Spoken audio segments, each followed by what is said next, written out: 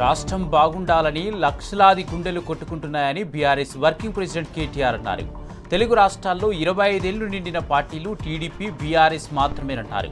పాలమూరు దశ మార్చుతామని రేవంత్ రెడ్డి సీఎం అయ్యాడని, మరి 2.5 ఏళ్లుగా పాలమూరులో ఏం అభివృద్ధి జరిగిందని ప్రశ్నించారు కేటీఆర్.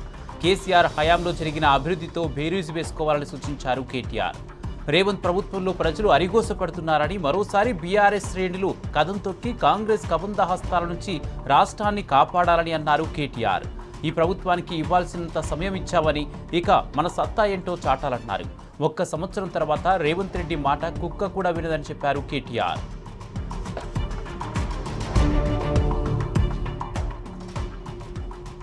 రేవంత్ పాలనపై అన్ని వర్గాల ప్రజలు బగ్గుమంటున్నారు. ప్రజా వ్యతిరేక విధానాలతో విసుగెత్తి కాంగ్రెస్కు గుడ్ బై చెప్తూ బీఆర్ఎస్లోకి భారీగా చేరుతున్నారు.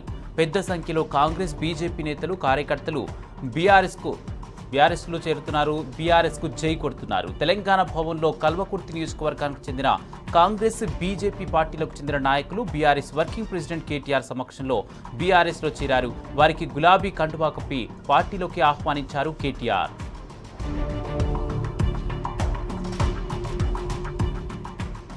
కాంగ్రెస్ రైతు డిక్లరేషన్ పెద్ద బోగస్ అని ఫైర్ అయ్యారు మాజీ మంత్రి, BRS deputy floor leader Harish Rao. పంటల కొనుగోళ్లపై సీఎం రేవంత్ రెడ్డికి ఆయన బహిరంగ లేఖ రాశారు. కాంగ్రెస్ పార్టీ ఎన్నికల వేళ చెప్పిందొకటి, అధికారంలోకి వచ్చాక చేస్తున్నదొకటని మండిపడ్డారు. తాలు పేరిట తరుగు తీస్తే తోలు తీస్తారన్న సీఎం రేవంత్ రెడ్డి వడ్ల కొనుగోలు కేంద్రాల్లోకి వెళ్లి చూడాలన్నారు. కొనుగోలు కేంద్రాలకు ధాన్యం కుప్పలు తెప్పలుగా వస్తున్నా ఇంకా కొనుగోళ్లు ఎందుకు మొదలు పెట్టలేదని ప్రశ్నించారు హరీష్ రావు.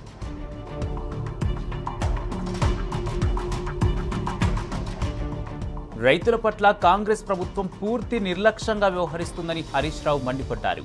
సిద్దిపేట జిల్లా నారాయణరావుపేట ధాన్యం కొనుగోలు కేంద్రాలను పరిశీలించారు మాజీ మంత్రి హరీష్ రావు. రైతుల సమస్యలను అడిగి తెలుసుకున్నారు. తరుగు పేరుతో కోత పెట్టడంపై అధికారులను ఫోన్లో నిలదీస్తారు హరీష్ రావు.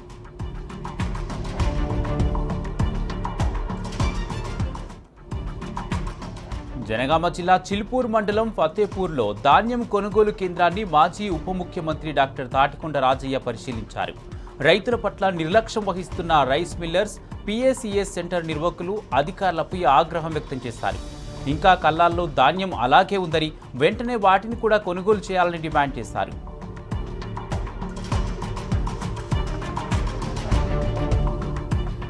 నాగర్ కర్నూలు జిల్లాలో ఉరుములు, మెరుపులు, గాళ్లతో కూడిన భారీ వర్షం కురిసింది. అకాల వర్షానికి మార్కెట్ యార్డ్లో మొక్కజొన్న తడిసి ముద్దైంది. మార్కెట్ యార్డ్లో తడిసిన మొక్కజొన్నలను మాజీ ఎమ్మెల్యే మర్రి జనార్దన్ రెడ్డి పరిశీలించారు. రైతులను పరామర్శించి ఓదార్చారు.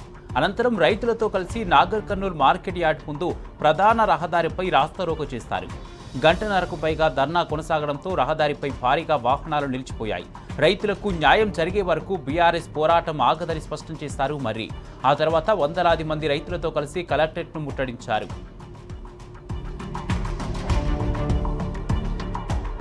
మంచిర్యాల జిల్లాలో రైతుల కష్టాలు వర్ణనాతీతంగా మారాయి. యాసంగి సీజన్లో పండించిన ధాన్యం కొనుగోలు కోసం జిల్లా వ్యాప్తంగా 330 కేంద్రాలు ఏర్పాటు చేస్తామని ప్రభుత్వం ప్రకటించింది. కానీ ఇప్పటి వరకు కేవలం 120 కేంద్రాలు మాత్రమే ఏర్పాటు చేస్తారు. కానీ ఎక్కడా కొనుగోలు ప్రారంభం కాలేదు. రైతులు ధాన్యాన్ని కేంద్రాలకు తీసుకువచ్చి నెల రోజులు గడుస్తున్నా పట్టించుకునే నాదుడే లేడు.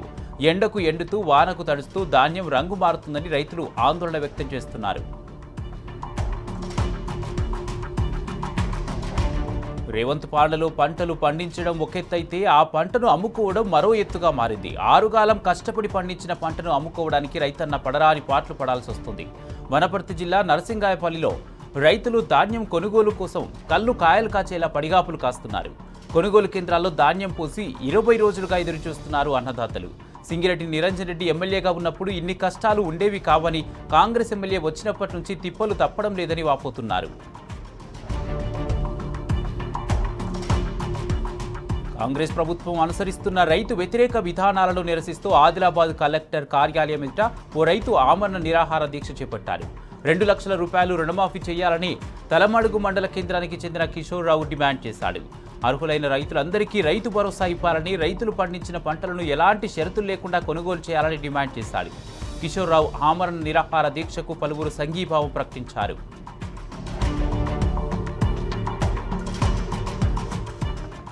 రాష్ట్రంలో కాంగ్రెస్ ప్రభుత్వం రైతుల జీవితాలతో చెలగాటమాడుతుందని మాజీ ఎమ్మెల్యే చెల్ల ధర్మారెడ్డి తీవ్రస్థాయిలో మండిపడ్డారు. పరకాల వ్యవసాయ మార్కెట్లోని మొక్కల కొనుగోలు కేంద్రాన్ని సందర్శించిన ఆయన రైతుల దుస్థితిని చూసి ఆగ్రహం వ్యక్తం చేశారు. దళారులతో కుమ్మక్కై కాంటాలు పెట్టకుండా రైతులను ఆగం చేస్తున్నారని అన్నారు. కేసీఆర్ హయాంలో రైతులు రాజుగా గౌరవిస్తే రేవంత్ రెడ్డి పాలనలో రైతును బానిస చేస్తున్నారని చెప్పారు.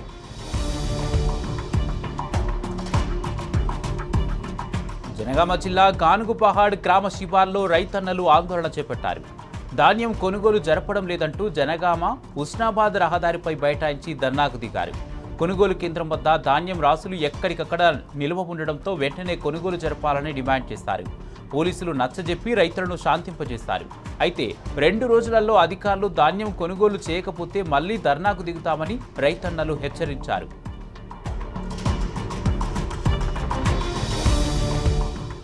ధాన్యం కొనుగోలులో కాంగ్రెస్ ప్రభుత్వం ఘోరంగా విఫలమైందని మాజీ మంత్రి ఎర్రబెల్లి దయాకర్ రావు అన్నారు.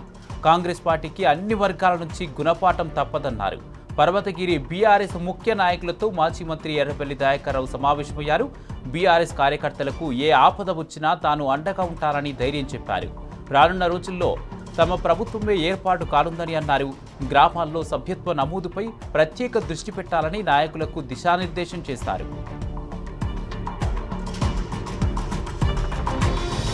కేంద్ర రాష్ట్ర ప్రభుత్వాలపై మాజీ మంత్రి జోగు రామన్న ఫైర్ అయ్యారు. తమ స్వలాభాల కోసం సీసీఐ పరిశ్రమను తాకట్టు పెట్టి అక్కడి భూ నిర్వసితులతో పాటు ఉద్యోగులను మోసం చేయడం సమంజసం కాదని మండిపడ్డారు. బెల్లూరి గ్రామంలో భూ నిర్వసితులను కలిసి వారి సమస్యలను అడిగి తెలుసుకున్నారు జోగు రామన్న. భూములు కోల్పోయిన రైతులకు ఎలాంటి స్పష్టత ఇవ్వకుండా అక్కడి స్క్రాప్ను తొలగించడంపై ఆయన అభ్యంతరం తెలిపారు.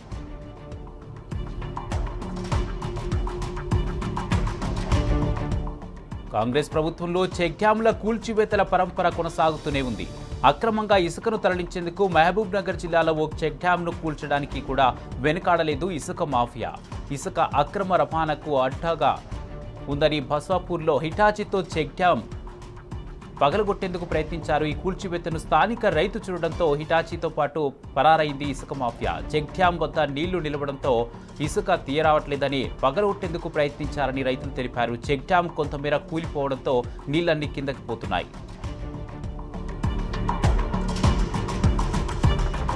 బ్రిటన్ పార్లమెంట్లో ప్రతిష్టాత్మకమైన గ్లోబల్ గ్రీన్ ఐకాన్ అవార్డు స్వీకరించిన మాజీ రాజ్యసభ సభ్యులు గ్రీన్ ఇండియా ఛాలెంజ్ వ్యవస్థాపకులు జోగినపల్లి సంతోష్ కుమార్ను ఘనంగా సత్కరించారు. గ్రీన్ ఇండియా ఛాలెంజ్ ఆధ్వర్యంలో వర్గల్ మండలం గౌరారం ఫార్మిస్ట్ రిసార్ట్లో green India challenge team Santosh కుమార్ను సన్మానించారు.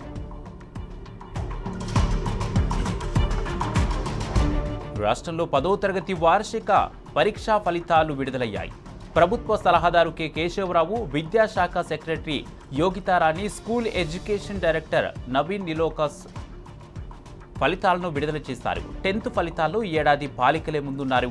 రాష్ట్ర వ్యాప్తంగా 95.15% ఉత్తీర్ణత నమోదు కాగా బాలికలు 96.26, బాలురు 94.07% ఉత్తీర్ణత సాధించారు. 99.30%తో ములుగు జిల్లా మొదటి స్థానం సాధించగా 89.23%తో హైదరాబాద్ వెనుకంజలో ఉంది. కాలేజీలు విద్యార్థుల దగ్గరే ఫీజులు వసూలు చేసుకోవాలంటూ హైకోర్టు సింగిల్ బెంచ్ ఇచ్చిన తీర్పు రాజ్యాంగ విరుద్ధమన్నారు రాజ్యసభ సభ్యుడు ఆర్ కృష్ణయ్య. పేద విద్యార్థులను ఉన్నత చదువులకు దూరం చేసేలా తీర్పు ఉందన్నారు. హైకోర్టు తీర్పుతో కాలేజీల యాజమాన్యాలు హాల్ టికెట్లు ఇవ్వకుండా విద్యార్థులను వేధింపులకు గురి చేస్తున్నాయన్నారు. విద్యార్థులను ఆదుకోవాల్సిన బాధ్యత ప్రభుత్వంపై ఉందని, హైకోర్టు సింగిల్ బెంచ్ తీర్పుపై అప్పీల్ చేయాలని కోరుతూ హయ్యర్ ఎడ్యుకేషన్ చైర్మన్ బాలకృష్ణారెడ్డిని కలిసి వినతి పత్రం ఇచ్చారు ఆర్ కృష్ణయ్య.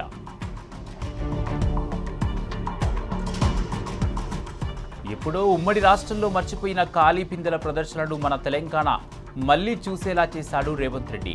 నీళ్లివండి మహాప్రభు అని మహిళలు రోడ్డెక్కే స్థితికి రాష్ట్రాన్ని తెచ్చిన ఘనత ఈ కాంగ్రెస్ సర్కారుదే.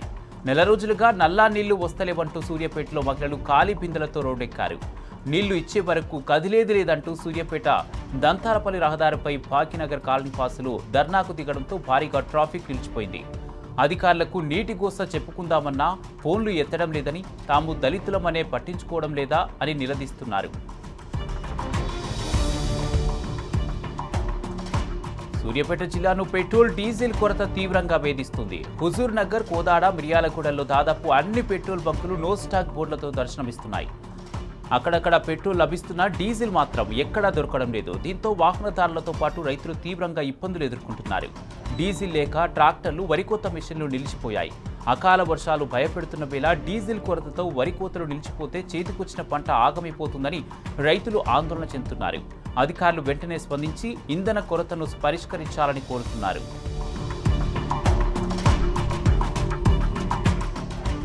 కోదాడ పట్టణాన్ని కేంద్రంగా చేసుకుని పెద్ద ఎత్తున కొనసాగుతున్న నకిలీ దందాను పోలీసులు ఛేదించారు.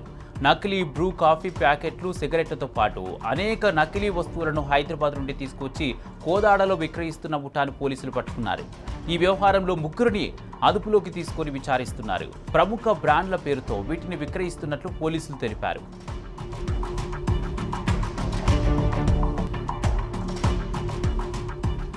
యాదాద్రి లక్ష్మీ నరసింహస్వామి వారి జయంతి ఉత్సవాలు అత్యంత వైభవంగా కొనసాగుతున్నాయి. 4వ రోజు కూడా విశేష హోమాలు నిర్వహించారు.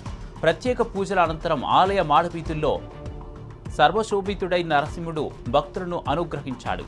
సాయం వేళ పున్నమి చంద్రుని వెలుగుల్లో శ్రీ రామావతార రూపుడై తిరుమాడ వీధులలో భక్తులను కటాక్షించాడు. స్వామివారి దివ్య మంగళ రూపాన్ని దర్శించుకొని భక్తులు తన్మయతులయ్యారు.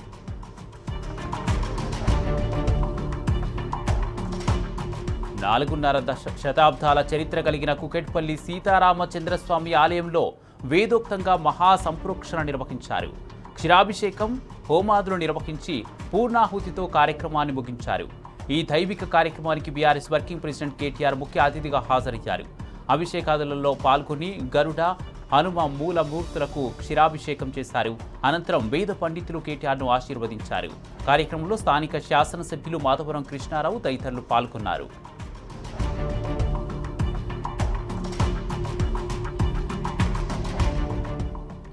5 రాష్ట్రాల అసెంబ్లీ ఎన్నికలకు సంబంధించి ఎగ్జిట్ పోల్స్ విడుదలయ్యాయి. పశ్చిమ బెంగాల్లో ఈసారి తృణమూల్ కాంగ్రెస్కు ఎదురుదెబ్బ తప్పేట్టు లేదు.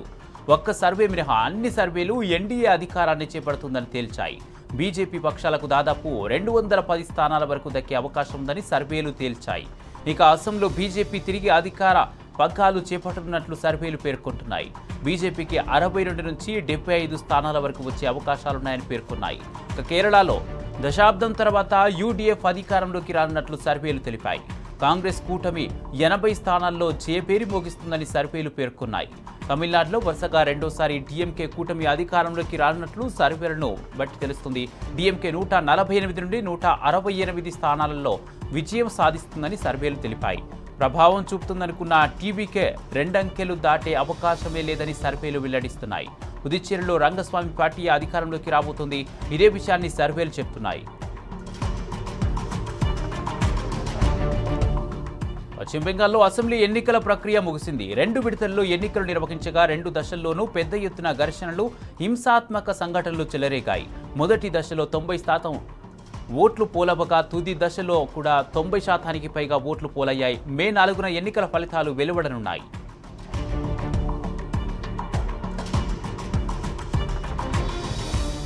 పశ్చిమ బెంగాల్ అసెంబ్లీ ఎన్నికల 2వ విడత పోలింగ్లో పలు చోట్ల ఉద్రిక్తతలు చోటు చేసుకున్నాయి. కోల్కతా, హౌరా, హుగ్లీ, నాదియా, 24 సౌత్ పరిగణాల్లో అధికార విపక్ష పార్టీల కార్యకర్తలు గొడవకు దిగారు. ఇటు హౌరాలోని ఓ పోలింగ్ కేంద్రం వద్ద బీజేపీ, టీఎంసీ శ్రేణుల మధ్య చెలరేగిన ఘర్షణ హింసకు దారితీసింది. దీంతో రంగంలోకి దిగిన బలగాలు ఇరు వర్గాలను చెదరగొట్టాయి. పలువురు ఆందోళనకారులను అదుపులోకి తీసుకున్నారు.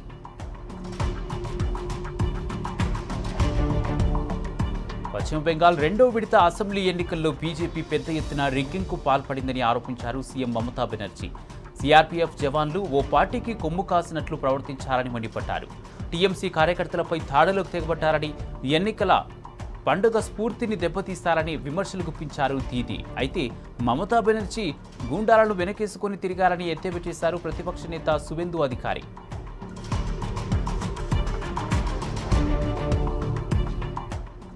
పశ్చిమ బెంగాల్ అసెంబ్లీ ఎన్నికల తుది దశలో చాలా మంది ప్రముఖులు తమ ఓటు హక్కును వినియోగించుకున్నారు. టీమిండియా మాజీ కెప్టెన్ సౌరవ్ గంగూలీ కుటుంబంతో కలిసి కోల్కతాలోని బెహాలాపూర్భా నియోజకవర్గంలో తమ ఓటు హక్కు వినియోగించుకున్నారు. అలాగే ప్రముఖ బాలీవుడ్ హీరో మిథున్ చక్రవర్తి కూడా కోల్కతాలోని బెల్గాచియాలో తన ఓటు హక్కును వినియోగించుకున్నారు.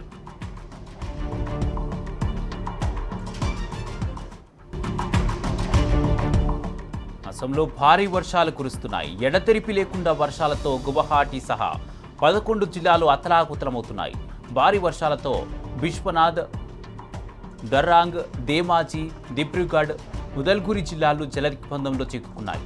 వర్షాలు, వరదల తాకిడికి నది ప్రవాహక ప్రాంతాలను అప్రమత్తం చేస్తారు అధికారులు. లోతట్టు ప్రాంతాల ప్రజలు ఇళ్ల నుంచి బయటికి రావద్దని హెచ్చరించారు. మరో 4-5 రోజులు ఇదే పరిస్థితి ఉంటుందని తెలిపారు.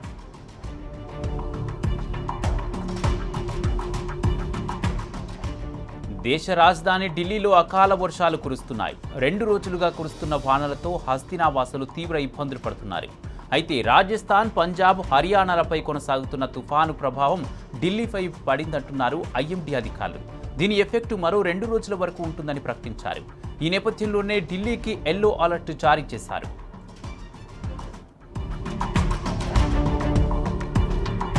ఉత్తరప్రదేశ్లోని ఘాజియాబాద్లో భారీ అగ్ని ప్రమాదం జరిగింది.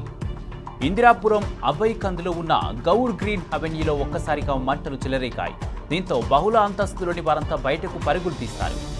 ఎలా ప్రమాదం సంభవించిందో అర్థం కాక ఆందోళనకు గురయ్యారు.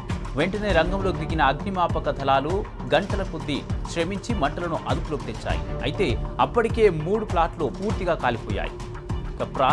ఎలాంటి ప్రాణ నష్టం లేకపోవడంతో ఆస్తి నష్టం బాగానే ఉందని చెప్తున్నారు.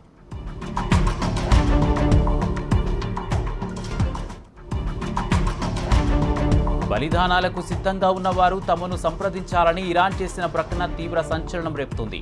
దేశాన్ని శత్రువులకు అప్పగించే బదులు ప్రాణాలకు తలొక్కి పోరాడదాం రండంటూ బ్రిటన్లో నివసిస్తున్న ఇరాన్ పౌరులకు అక్కడి దౌత్య కార్యాలయం పిలుపునిచ్చింది. దీంతో బ్రిటన్ ప్రభుత్వం ఇరాన్ దౌత్య కార్యాలయానికి సమాన్లు జారీ చేసింది. తమ ప్రకటనను ఇరాన్ సమర్థించుకుంది.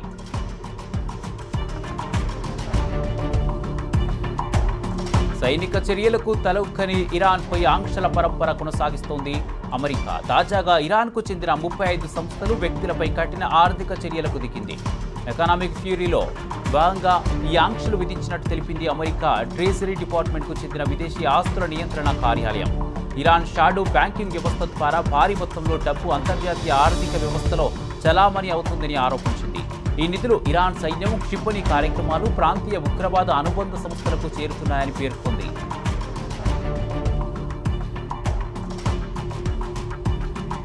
పశ్చిమాసియాలో ఉద్రిక్తతలు చల్లారలేదు. అమెరికా హార్మోజ్ బ్లాకేడ్తో పరిస్థితులు మరింత తీవ్రమయ్యాయి. అమెరికా ఓడరేవుల దిగ్బంధనాన్ని తొలగించి అణు కార్యక్రమంపై చర్చలను వాయిదా వేయాలని డిమాండ్ చేస్తుంది ఇరాన్. హార్మూజ్లో యుఎస్ బలగాలు వెనక్కి తగ్గితే జలసంధిని తెరిచి యుద్ధానికి ముగింపు పలుకుతామని ప్రతిపాదనలు పెట్టింది. అయితే టెహ్రాన్ డిమాండ్స్కు సస్యమీరా అంటుంది అగ్రరాజ్యం. అణ్వస్త్ర తయారీ ప్రణాళికలను పూర్తిగా వదులుకోవాల్సిందేనని స్పష్టం చేసింది.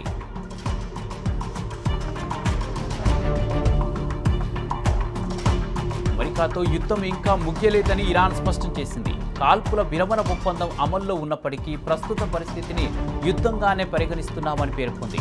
ప్రపంచ చమురు జీవనాడి హార్మూజ్పై ఇరాన్ పూర్తి నియంత్రణ కలిగి ఉందని వెల్లడించింది ఇరాన్ ఆర్మీ.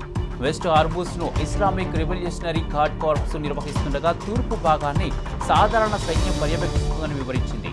ఇరాన్ భూసేనల సిద్ధత, ఐఆర్జీసీతో సమన్వయంతో శత్రువులకు పలాయనం తప్పదని హెచ్చరించింది.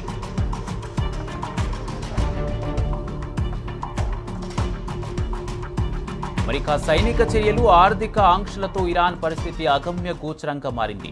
యుద్ధంతో పెరిగిన నిత్యావసర ధరలు, నిరుద్యోగం, పరిశ్రమల మూసివేతతో సామాన్యులు రగిలిపోతున్నారు. దీంతో ప్రజలు మళ్లీ పెద్ద ఎత్తున నిరసనలకు దిగే ముప్పుందని ఇరాన్ నిఘా వర్గాలు అంచనా వేశాయి. సంబంధిత నివేదికపై సుప్రీం జాతీయ భద్రతా మండలి తాజాగా కీలక సమావేశంలో చర్చించింది. ప్రభుత్వ వ్యతిరేక నిరసనలు చెలరేగకుండా నివారించేందుకు తీసుకోవాల్సిన చర్యలపై చర్చలు జరుపుతోంది.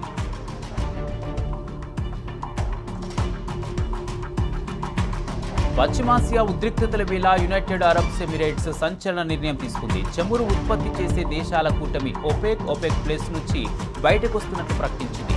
మే 1 నుంచి ఈ నిర్ణయం అమల్లోకి రానున్నట్లు తెలిపింది. ఓపెక్ నుంచి బయటకు వచ్చిన తర్వాత కూడా బాధితాయుతంగా వ్యవహరిస్తామని పేర్కొంది యుఏఈ.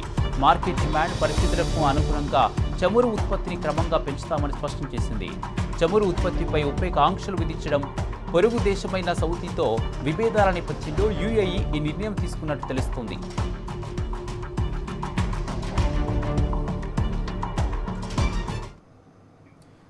ఇవి మార్నింగ్ ఎక్స్ప్రెస్ అప్డేట్స్. చూస్తూనే ఉండండి టీ న్యూస్.